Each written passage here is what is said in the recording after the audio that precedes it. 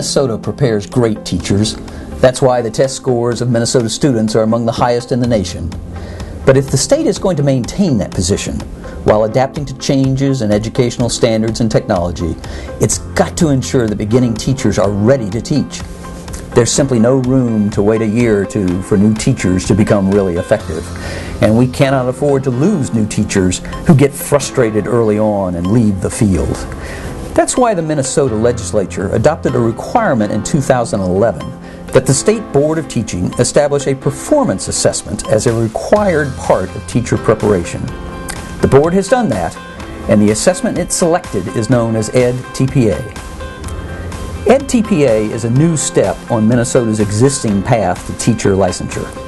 It is an assessment process that requires teacher candidates to demonstrate the skills needed to enter the classroom, ready to teach and to help all students learn from day one.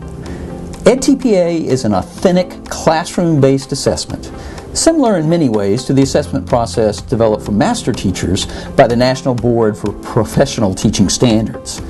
But it's aimed at teachers who are just starting their careers. It was developed by Stanford University in partnership with the American Association of Colleges for Teacher Education. More than 700 educators from 24 states in D.C. and more than 160 institutions of higher education collaborated on developing edTPA. Why is Minnesota taking this step? Because it's the missing piece to complement other tests that gauge a candidate's subject knowledge. We need to go beyond multiple choice tests to capture the candidate's actual performance in the classroom. In other words, to ascertain whether the candidate's students are learning. edTPA also provides common expectations for colleges and universities about what should be expected of all teacher candidates. So what does all this mean for cooperating teachers? All 31 Minnesota institutions of higher education now require teacher candidates to complete the edTPA process during their student teaching placement. If you are a pre-K to 12 teacher who supervises candidates in their clinical experience, you will see firsthand how the assessment creates an even more rigorous and meaningful experience for aspiring teachers. Teacher candidates will develop lesson plans and deliver instruction consistent with your school's standards and curricula. They will continue to need your support, selecting academic standards and developing lessons and materials, same as always. But for the first time, all teacher candidates will focus on 5 priority areas and will produce materials for final scoring, including an unedited video of them at work delivering instruction to students. University faculty will provide support for the new requirements of edTPA, such as the release forms to parents and video recording in the classroom. As a supervising teacher, your role will be the same, although there may be some new twists. Candidates may need more input early on about the context and background of their students, so they can learn to plan instruction based on specific student needs. You also may find the candidates want to spend more time reflecting on their instruction and lessons to better prepare for the commentaries they must write. The edTPA focuses on 5 areas critical to effective instruction.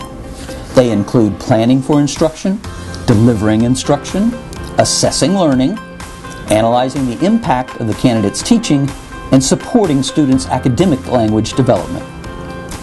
The teacher candidate will be expected to select standards, develop lesson plans, and teach a learning segment over 3 to 5 days. Then to submit a video segment for scoring, along with a written explanation of the planning, instruction, assessment, analysis of student work, and personal reflections that went into his or her work in the classroom. Just as in the past, candidates will be writing and sharing their lesson plans with you throughout the entire student teaching experience. While preparing the edTPA submission, candidates continue to produce plans and also write a planning commentary. This commentary will show not only what the candidate will teach, but also the rationale behind the choice of materials and instructional style. In the instruction portion of edTPA, the candidate creates an unedited video delivering a lesson. Since it is important to measure how the candidate engages learners, the candidate and learners will appear in the video. All video clips, by the way, will be submitted for scoring purposes only and will not contain the candidate's name, the name of the cooperating teacher, the school's name, or the last names of students. As educators, you know the value of assessment and providing learner feedback. The assessment portion of edTPA asks the candidate to look at student work samples and provide feedback to students, then to comment on the whole class performance and individual performance. The Minnesota Board of Teaching has determined that edTPA is by far the best research and standards-based tool now available to evaluate whether beginning teachers are really teaching, whether their students individually are really learning. It's a new requirement, but we believe it will be a good thing for the candidates, cooperating teachers, students, and their families. With upcoming retirements, Minnesota's schools will need new teachers. The edTPA framework, built around the teaching cycle, will complement the other evaluation frameworks used in Minnesota schools. Together, they'll help prepare teachers for the reality of today's schools and expectations.